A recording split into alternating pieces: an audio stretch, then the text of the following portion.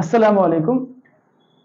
Good evening to my all. Today in this video, I'll be having a brief discussion about cardiac failure, heart failure, or we can say congestive heart failure.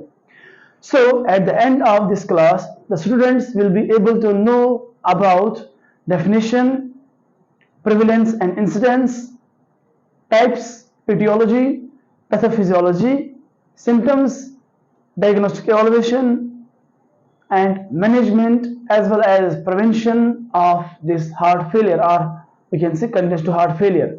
Okay, so before I start, I have a small request. Please watch this video till the end so that you can get all the points clearly understood. Okay, now let's start this class. Okay, so before we are going to discuss about the definition of the heart failure, let me tell you about the prevalence and incidence of the heart failure. Okay, so we can say widely, or we can say globally, there are more than 20 million cases which has been registered among the world and among the people. Okay, and we can say the most four abundant cause of producing the highest chances of this disease or condition are, we can say, coronary artery disease, hypertension, and then we can say coronary artery disease, hypertension, cardiomyopathy, and obesity. So these are the four recurrent causes, or we can say, which can produce the increase the chances of getting this heart failure or congestive heart failure. Okay, so what does this congestive heart failure means? First, we should separate this term, that is congestive. Okay, first one is the congestive, and next one is the heart, and then next one is the failure. Congestive का मतलब क्या होता है? Accumulation. So accumulation of fluid, or we can say blood.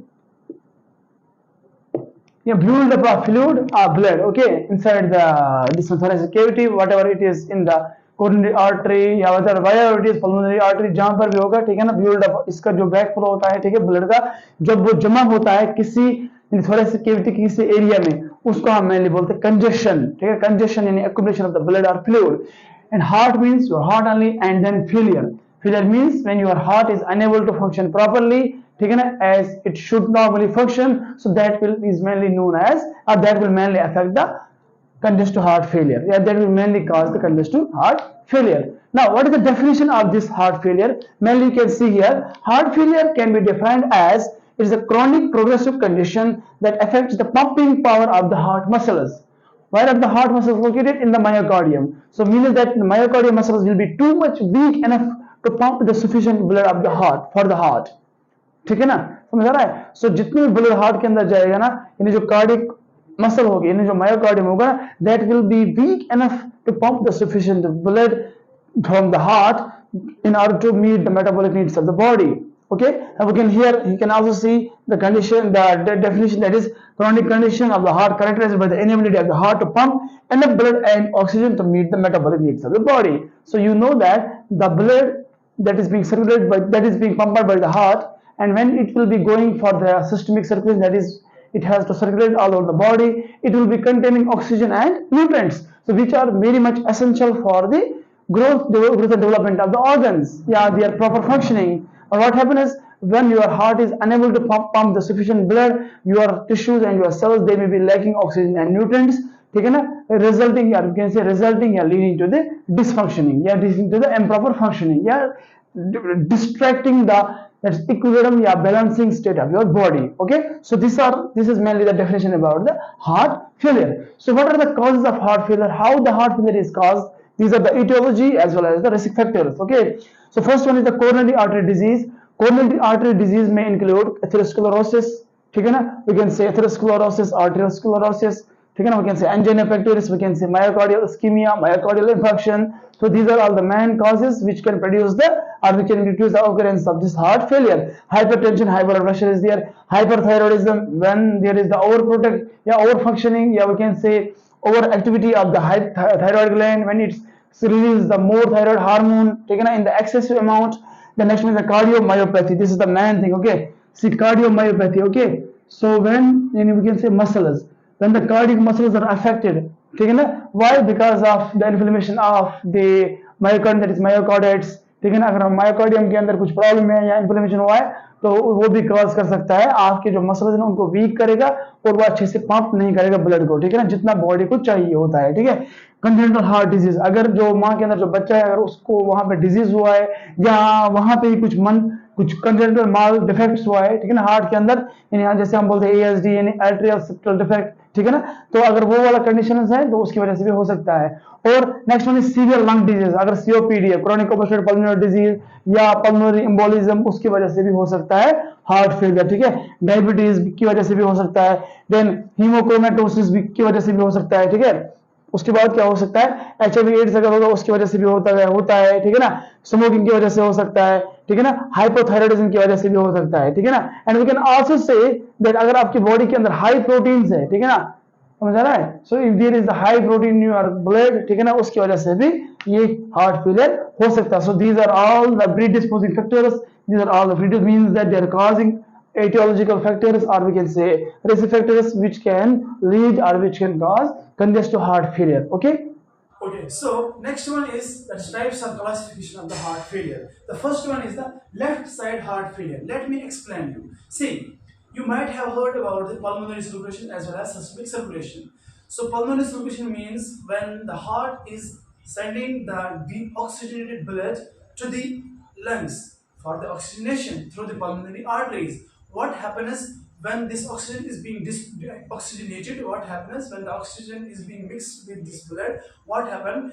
The pulmonary veins are going to bring back this blood, that is oxygenated blood, and they are going to withdraw it into the left atrium. Understanding? And the left atrium has to withdraw it into the left ventricle through the tricuspid valve, or we can say by this mitral valve. But let me tell you one thing: there might be the dysfunction with the valve also. यानी जो mitral value हो सकता है ना, या उस वक्त वहां पे उसका एबनॉर्मल क्लोजिंग हो सकता है, यानी या तो वो लीक हो सकता है या तो वो क्लोज नहीं होता है, क्योंकि जब लेफ्ट वेंट्रिकल में वो ब्लड चला गया ना, जो ऑक्सीजनेटेड ब्लड है, ठीक है, अब उसको बाहर निकलना है। लेकिन क्या प्रॉब्लम है, ये बैकफ्लो इसका भी हो सकता है। क्यों? क्योंकि वहां पे जो वैल्यू होता है ना, जो मैंने ट्राइकास्पिड होता है या मिट्रल वैल्यू हो सकता है ना, ठीक है ना, तो वहां पे वो ओपन ही रह सकता है, और जब वो ओपन ही रहा तो जो ब्लड है वो वापस चला जा सकता है किसके अंदर, लंग्स के अंदर, वो कॉज कर सकता है oedema, that is the accumulation of the fluid inside the पेरिटोन inside the planar cavity.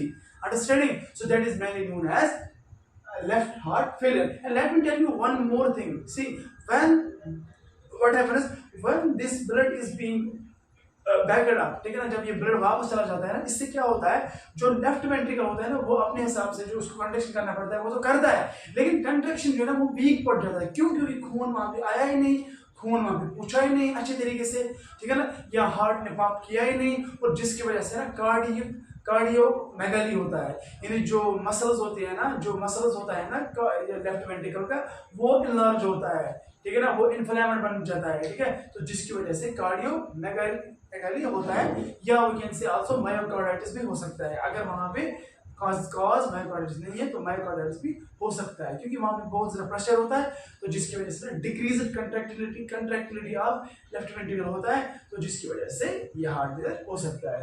And next one is right heart failure.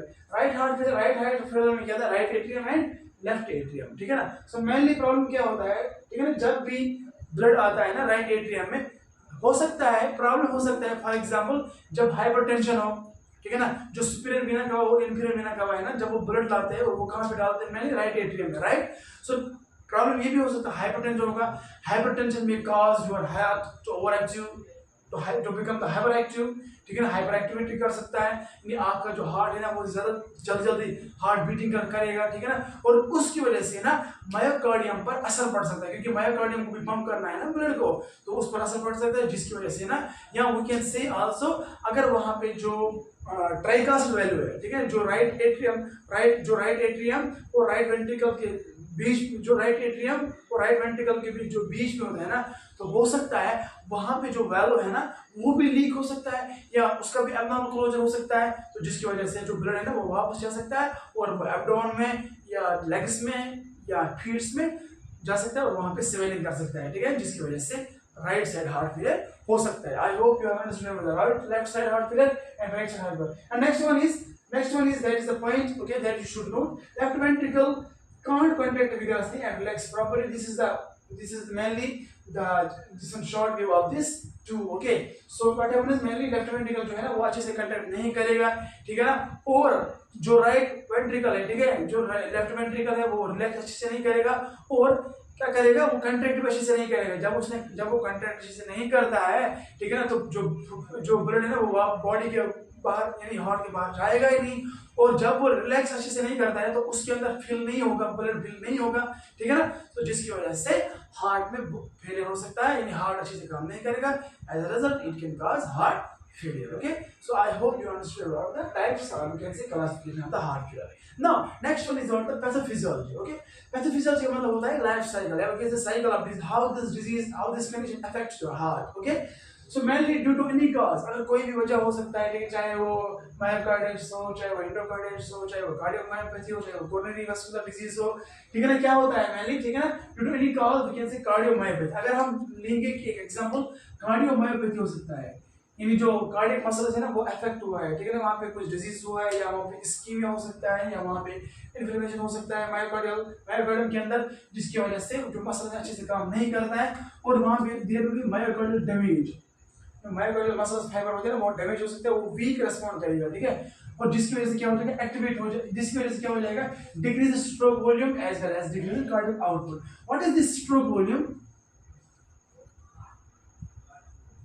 ठीक है, तो स्ट्रोक वॉल्यूम का मतलब होता है amount of blood pumped by the heart after you can say per given time. इन एक वक्त में जो आपका हार्ट होता है ना, तो वो कितना ब्लड को पंप करता है, ठीक है, उसको हम बोलते हैं स्ट्रोक वॉल्यूम। ये तो पता है, मैंने पहले ही बोला, हार्ट फेलियर में तो जो है ना वो जो पंप एक्शन वो कम होता है, तो जो स्ट्रोक वॉल्यूम वो डिक्रीज हो जाएगा, and also decrease cardiac output. देखो जब लेफ्ट वेंट्रिकल है ना, जब वो अच्छे से कंट्रैक्ट नहीं करता है या वो रिलैक्स नहीं करता है, तो वो ब्लड को बाहर नहीं जाने देगा, यानी पंप नहीं करेगा। जब मायोकार्डियम ने पंप नहीं किया तो लेफ्ट वेंट्रिकल से ना बहुत सारा कम ब्लड ना वो बाहर जाएगा, ठीक है, that means decrease cardiac output. Cardiac output का मतलब क्या होता है, amount of blood ejected from your heart, ठीक है ना, after the ventricular contraction, left ventricular contraction, ठीक है ना। सो इसकी वजह से क्या हो सकता है, जब आपका हार्ट हाइपर एक्टिव हो जाएगा तो क्या हो सकता है, हार्मोन्स जो है ना, न्यूरो हार्मोन, यानी जो neuro means nervous system and hormones means hormone which are present और which are being produced by the nervous system. जो central nervous system hormone produce करते हैं, मेनली अल्डोस्टेरोन होता है, ठीक है ना, वेसोप्रेसिन होता है, एडीएच होता है, तो जो मेनली मेंटेन करता है क्या, हार्ट रेट मेंटेन करता है, ब्लड प्रेशर मेंटेन करता है, ठीक है ना, देखो pumping action of heart maintain करता है, सर्कुलेशन मेंटेन करता है, ठीक है ना। तो जब उनका और एक्टिविटी हो जाएगा, वो बहुत सारा रिलीज हो जाएगा, तो जिसकी वजह से क्या हो सकता है, सिंपैथेटिक सिस्टम और renin RS, that is renin angiotensin aldosterone system, that will be activated. जब ये एक्टिवेट हो जाएगा तो उसकी वजह से क्या हो सकता है, जब हार्मोन्स और ज्यादा रिलीज हो जाएगा, there will be vasoconstriction.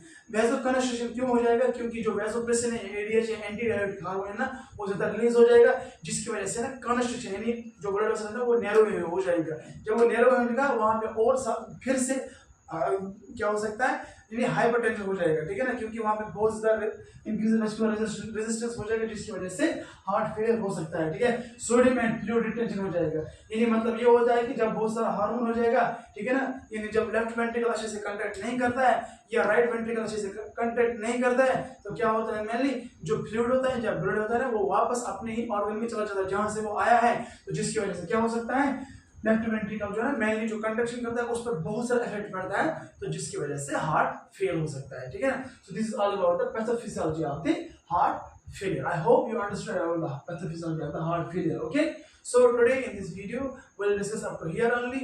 In the next video we'll be discussing about these remaining portions. So till then, Allah.